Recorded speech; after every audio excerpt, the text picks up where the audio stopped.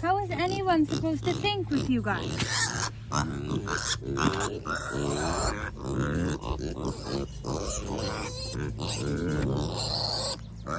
They're literally going to break out. I can't film a video here. Let's see if the goats are any more accommodating. I love a good background though. It's great. And the focus isn't all on me.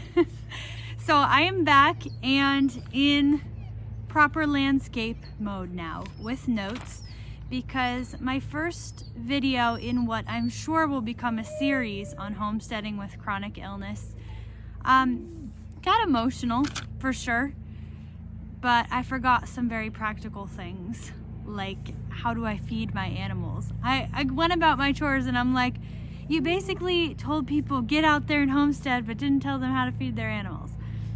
So sorry about that.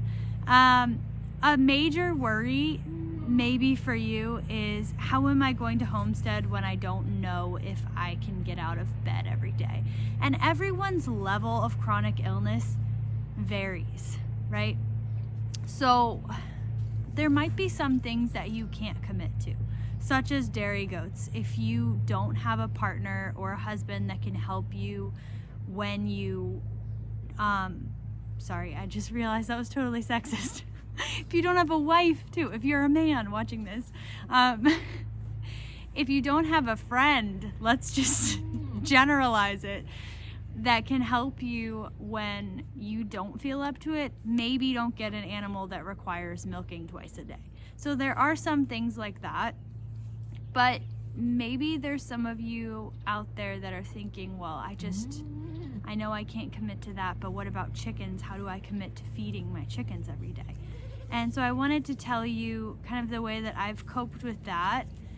And it came about by just living my life. We were going away and I was thinking, how can I make these chores easier for my farm sitter? Which was very nice of me, right? But why aren't we that nice to ourselves? I started thinking about it, like, I'm the one that does this every day. Why am I not making homesteading as easy for me as possible so that I can either rest more or accomplish more depending on how I'm feeling? So from that time on, we started using bigger bowls and bigger feeders. Now that sounds like a simple enough thing, right? Just increase, you're filling a bowl, or you're just spreading feed out every day, it may be this much, but could you just buy a bigger bowl so that the feed will last you 2 days? Could you fill up your rabbit feeder? There is a downside, and that is that your feed costs will most likely go up, because maybe animals like mice can get into your chicken feeder, something like that. You will have some waste, you could call it. But I like feeding the songbirds out of my chicken feeder. I like that they're around. They're beautiful, singing like that in the background of my videos. And it's a small price to pay, really, when faced with, if I don't have the bigger bowl or I'm not prepared for a day that I can't feed, then I can't homestead. And that's just not an option that I saw as being an option for me. I feel like I need this in my life, and if you feel the same way, I could go on and on forever about all of the benefits of homesteading, as hard as it is. And I'm not going to lie, it's hard with chronic illness especially. It would be hard if I wasn't sick but was working a full-time job, all of that. We all have our challenges in life, but the things that are worth the challenges, and I feel like this is one of them. So feeding, we went over that. My second tip for you is be okay with scaling up and scaling down.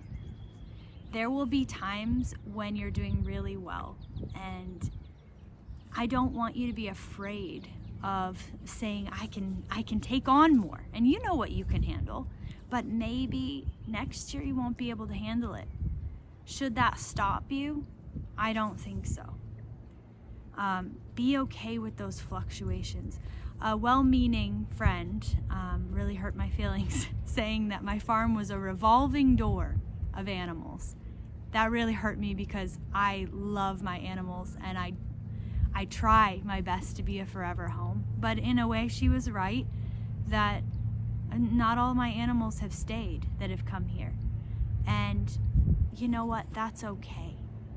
If I wasn't able to handle them, I did what was best for them by moving them on to someone that could. I've taken in a lot of rescues and been like, yes, absolutely, bring me all the animals, and then been like, I can't do this. There's too many mouths screaming at me needing things when I need to take care of myself. And I've had to move them on to greener pastures, being another home. I don't know why I did that. Again, not going to edit this, so it is what it is. But be okay with farming and homesteading to the ability that you have at the present time, realizing that that might not always be where you have to stay. And if you get haters out there saying, you just bought that animal, why are you selling it? You don't owe them an explanation, and know that I will be here for you. You can vent to me. No matter where you are in the world, vent to me, I will understand, and I will be there for you. My third point is don't let things get behind. And when I say that, obviously things are going to get behind. You're going to have periods of time where you can't muck out the goat house like you want to. There's gonna be poop. There's gonna be a lot of poop. And maybe you can't always keep up with it, but do your best every day. Again, I'm gonna quote Justin Rhodes, to move that 1%.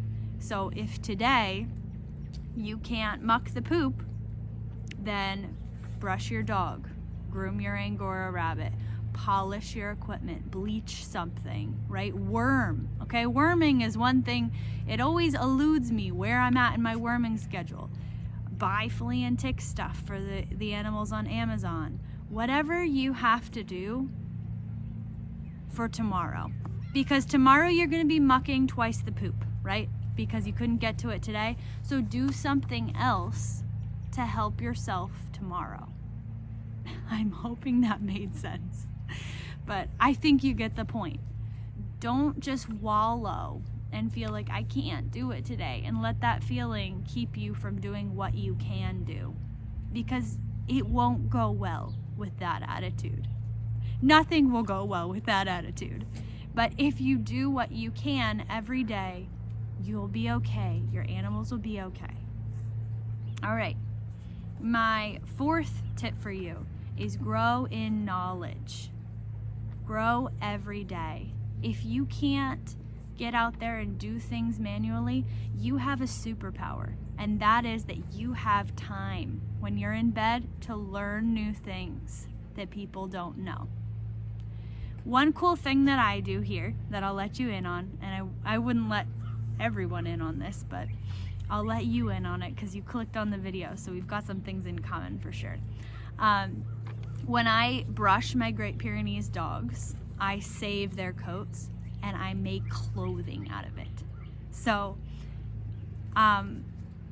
that's something that most people probably wouldn't even think of. But native people, the first people that bred Great Pyrenees, used to wear their fur as clothing because it is so warm. How amazing is that? And I would have felt so alone, you know, like, am I the only one that thinks about making dog hair into sweaters? Which I will show you. One day I'll have my sweater, but I don't. I can barely crochet right now. Anyway, because I was in bed researching, I learned that that's actually a thing. Like, I am not alone in wanting to do this. And it's actually a traditionally done thing that native and ancient peoples have done for hundreds and hundreds of years. And now I can tell that to you, and you can be like, wow, I really needed to know that. The point is, you can grow up here when you can't. Okay. Sorry, Dolly's coming behind me, knocking over my camera. You can grow up here when you can't grow things around you. Sometimes things will seem like they stay static. Don't let them stay static. Keep growing, even if it's just in your mind, because if you can't use that knowledge today, that's okay. You can use it in the future. You can share it with other people.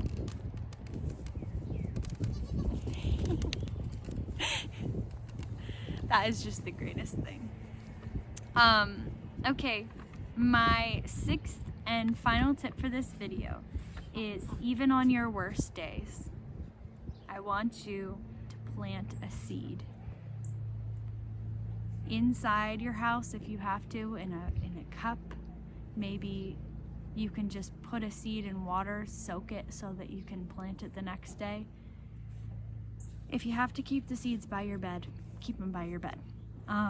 Whatever you have to do, that's another thing that I live by, is even when you're at your worst, you can grow.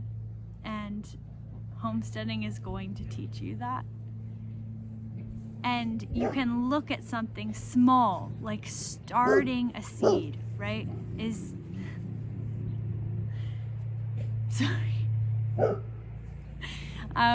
Something small like starting a seed.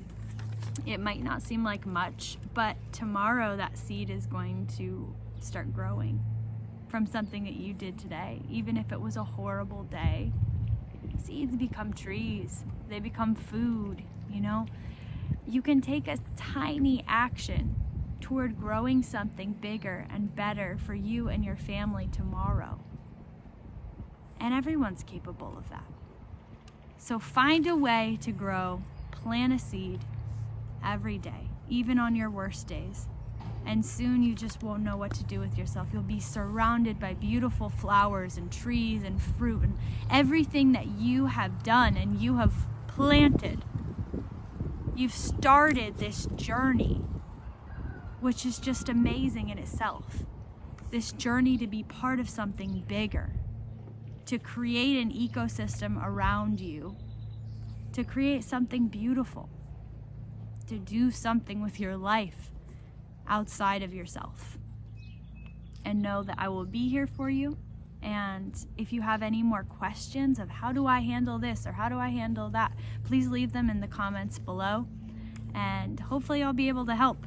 I'm still relatively new on this journey of homesteading, but I'll share what little knowledge I've gained, and maybe I'll have more knowledge to share by the next time that we talk, because I'm always growing every day. I do take my own advice.